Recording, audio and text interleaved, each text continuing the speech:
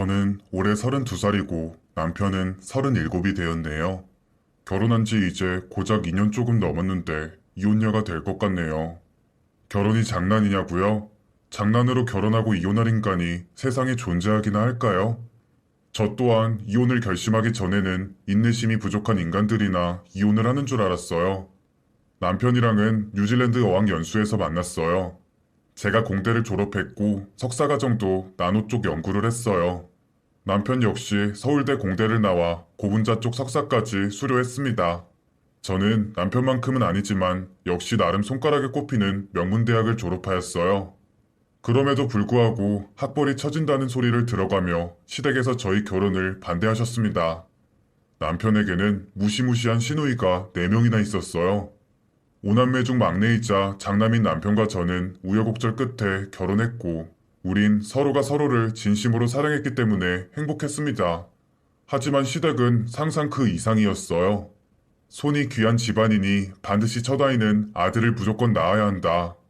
이 소리를 신혼여행 다녀와서 처음 인사드리러 간 날부터 귀에 못이 박히도록 들었던 것 같네요. 남편과 저는 회사는 다르지만 기업체의 연구직에서 근무를 했고 연봉은 서로 엇비슷했습니다. 결혼할 때도 각자 반반씩 부담했습니다. 우리끼리 간소하게 식치려고 돈을 아껴서 집에 투자하자고 상의를 마쳤음에도 불구하고 시부모님과 시누이들이 엄청난 예단을 요구하더군요. 끝내는 요구하는 대로 모든 걸 전부 갖춰서 해드렸고 대신에 저 역시 쓸데없이 모든 걸 갖춰서 요구했고 받아냈습니다. 아마도 이때부터 뭔가 틀어진 것 같네요. 예단으로 반상기 최고급 세트와 최고급 이불, 은수저 10세트, 시어머님 모피, 시아버님 명품 지갑 벨트 세트, 시누이들 명품 가방 해드렸고 시부모님 한복과 양장과 현물 예단 1,000만 원을 드렸습니다. 정말 기가 막혔죠. 양가의 도움은 일절 받지 않기로 합의했음에도 저런 예단을 요구하는 것이 제 상식으로는 도저히 이해가 되질 않았습니다. 그래서 저도 생각 없던 예물을 요구했고요. 1캐럿 다이아 반지와 진주 세트, 순금 세트, 가방, 그리고 저희 부모님 양장과 한복까지요. 양가 어르신들 한복 각각 150만원대 해드리고 정작 주인공인 우리 부부는 40만원짜리 한복 해입었네요. 한복 가게에서도 웃더군요. 정작 신랑 신부는 제일 싸구려 라인 한복을 맞췄으니까요. 이때까지만 해도 애써 불쾌하지 않은 척하며 노력했습니다.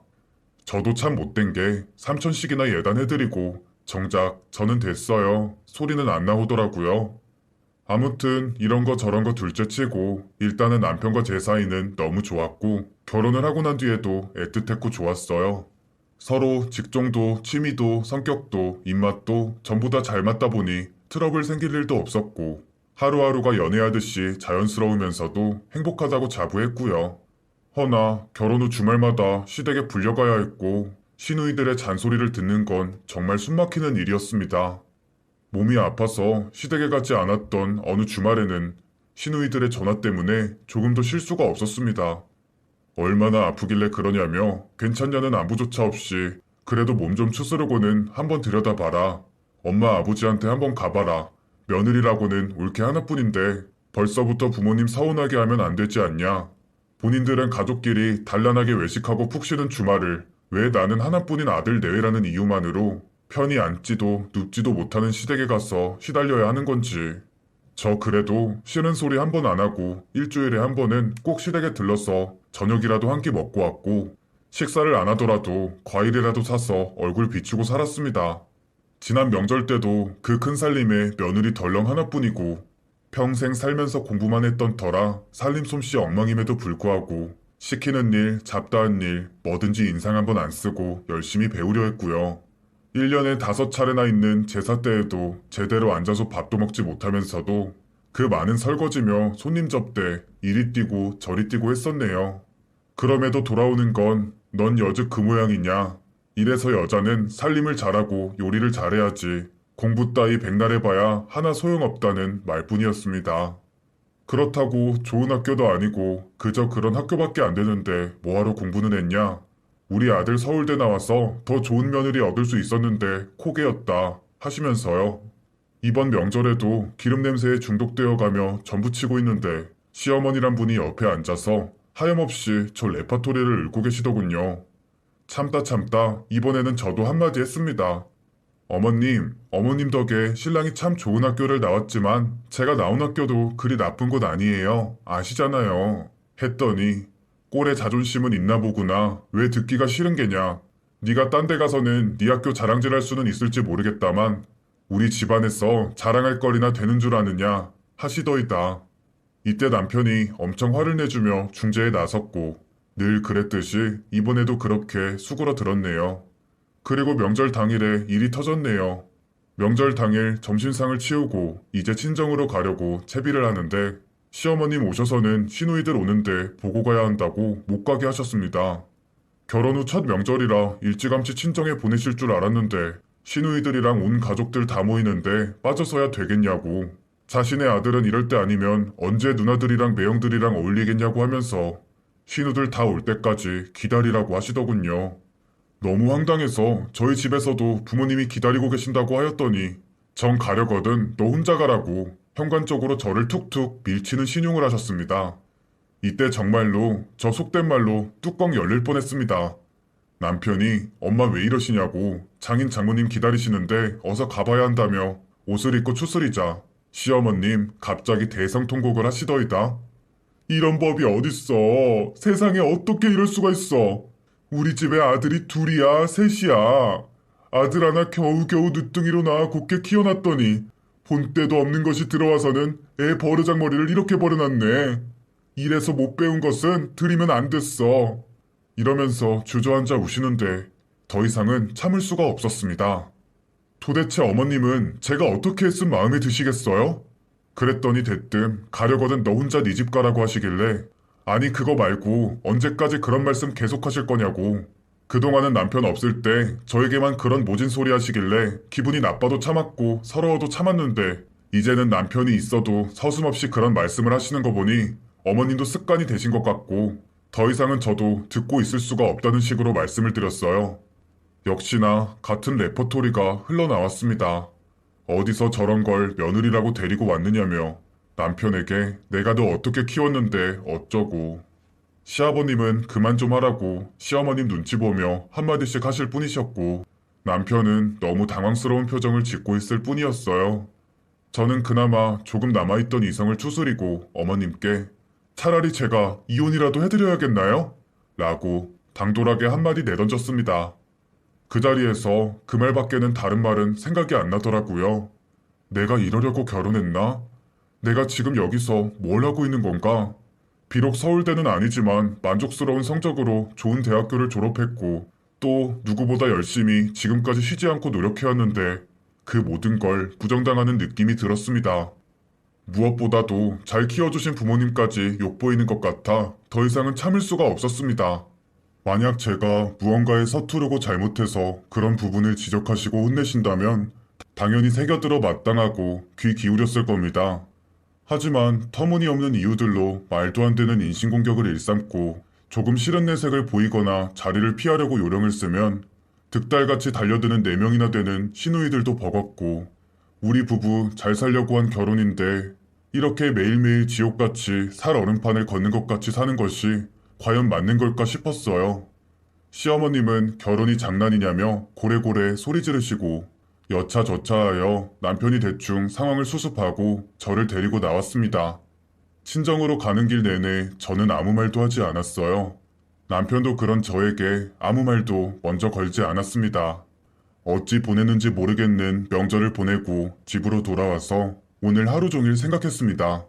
남편은 그저 제 눈치를 보며 괜찮냐고 물었지만 저는 괜찮다는 대답도 안 괜찮다는 대답도 어떤 대답도 할 수가 없었어요.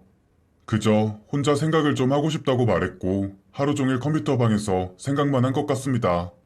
방에 있는데 남편이 제 눈치를 살피며 방문을 두드린 후 들어와서는 조심스럽게 말을 꺼내더라고요.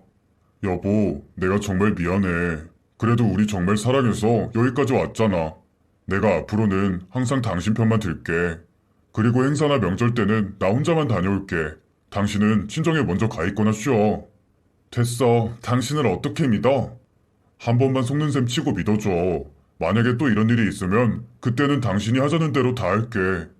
저는 남편의 말대로 속는 셈 치고 한 번만 믿기로 했어요. 그 후 저는 정말 명절 때마다 시댁에 가지 않았어요.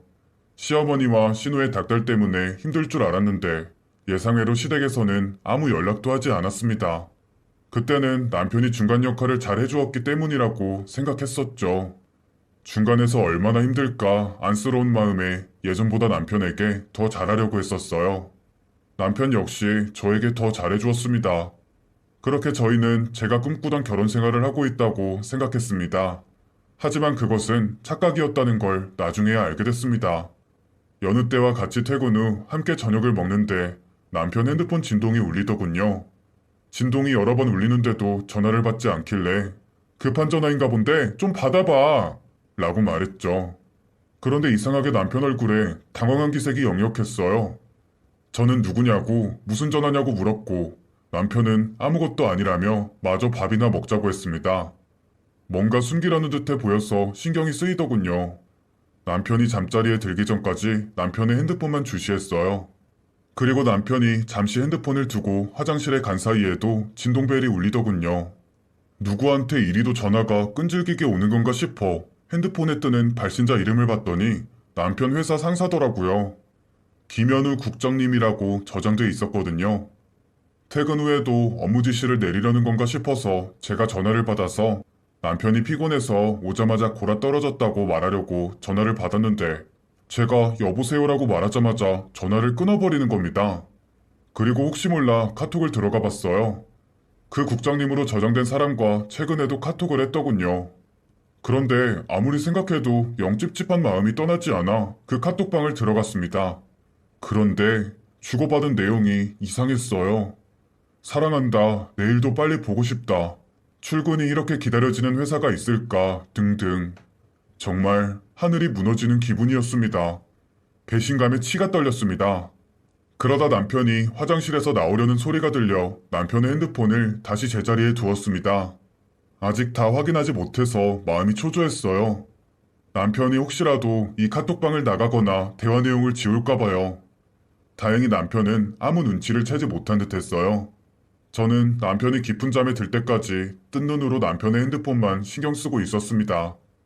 그리고 몇 시간이 흘러 새벽, 남편의 코 고는 소리가 쩌렁쩌렁하게 울려 퍼질 때 저는 남편의 핸드폰을 숨죽이고 들고 나와 모든 내용들을 볼 수 있었습니다. 일단 그 카톡의 상대는 남편 회사의 어린 여직원이었어요. 시댁 사람들을 어머님, 아버님, 신우라고 칭하는 걸 보니 이미 남편의 아내인 것 같더군요. 더 충격적인 것은 이미 시댁과 여러 번 왕래를 한 듯했어요. 왜 남편이 저에게 시댁 행사에 가지 않아도 된다고 했는지, 왜 시댁 사람들에게 그간 어떤 연락도 오지 않았는지 알겠더라고요. 이혼 생각을 했던 저에게 제 편이 되어주겠다고 빌고 빌며 다시 잘해보자고 했던 사람이 어쩜 이럴 수 있는 건지. 버젓이 며느리가 있는데도 아들의 내연녀를 며느리처럼 버젓이 집에 들인 시댁 사람들까지 모두 인간들로 안 보이더군요. 일단 이 모든 증거들을 제 핸드폰으로 찍어두었어요. 요 몇 달 동안 누구보다 자상하게 대해줬던 남편이 뒤에선 이런 짓거리를 하고 다녔다고 생각하니 이젠 그 누구도 믿지 못할 것 같았어요. 그날 밤 저는 뜬 눈으로 밤을 지새웠고 남편이 일어나자마자 말했어요. 이젠 내 편이 아무도 없다고 우리 이혼하자고요. 그랬더니 남편 그게 무슨 말이냐고 내가 당신 편이지 않냐고 아침부터 왜 이러냐고 되레 화를 내더군요. 화내는 남편의 목소리에 잠시 넋을 놓고 있다가 이내 다시 정신을 차리고 어제 제가 본 내용들을 다 말해주었어요. 그러자 돌아오는 남편의 대답은 정말 충격적이었습니다. 이거 다 당신을 위한 거야. 내가 그 여자가 진짜 좋아서 만났다고 생각해? 사실 엄마가 당신이랑 하루라도 빨리 이혼하고 다른 여자를 만나라고 닥달을 하셨어. 당신이 시댁 모임에 안 오니까 당장이라도 당신한테 엄마랑 누나들이 찾아가서 가만 안 둔다고 하니 나라고 방도가 있어? 다른 여자라도 데리고 가야 했어. 그래서 걔를 데려간 거야. 나 걔랑 잠자리도 안 했고 마음도 준 적 없어. 내가 이렇게 해서 당신이 우리 집 행사 때마다 우리 집에 안 가고 편하게 잘 지내왔잖아. 내가 정말 사랑하는 건 당신이야. 당신도 알잖아. 저는 웃기지 말라고 지금 당장 이혼할 거라고 소리소리를 지르고 지금 친정에 와 있는 상태입니다. 여러분들은 이 사람의 말이 믿어지시나요? 남편도 그 여자도 시댁도 전부 다 밉습니다. 제발 저에게 현명한 조언을 부탁드립니다.